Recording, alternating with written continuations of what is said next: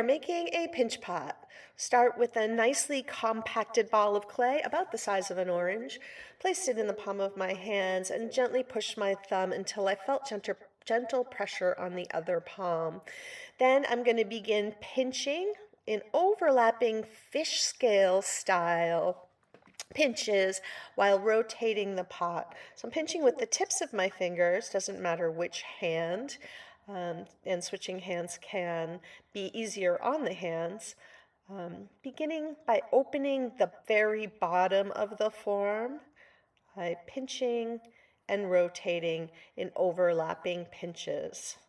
We are being careful to keep the opening of the ball of clay where the clay meets the base of the thumb nice and thick. So if we were to create a cross section of pinch pots at every stage of the development from left to right, you see the ball of clay, you see where we open with the thumb, and then the next two is where we begin to expand the interior from the bottom up, keeping the edge thick until the very end. So here's where you can see a pinch pot in progress, and this is sped up a little bit. You can, once you get it open a little bit, you can use your thumb on the outside and your fingers on the inside. And what we want to focus on here is even pressure and creating even thickness in the clay.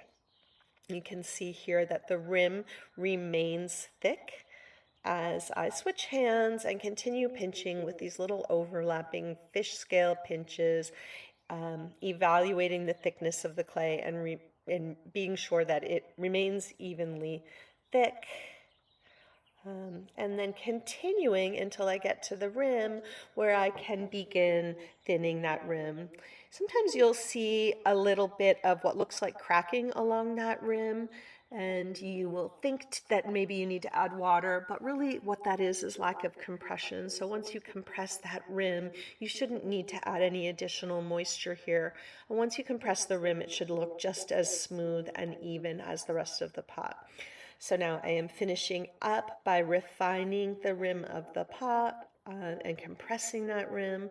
And now I have a lovely little pinch pot.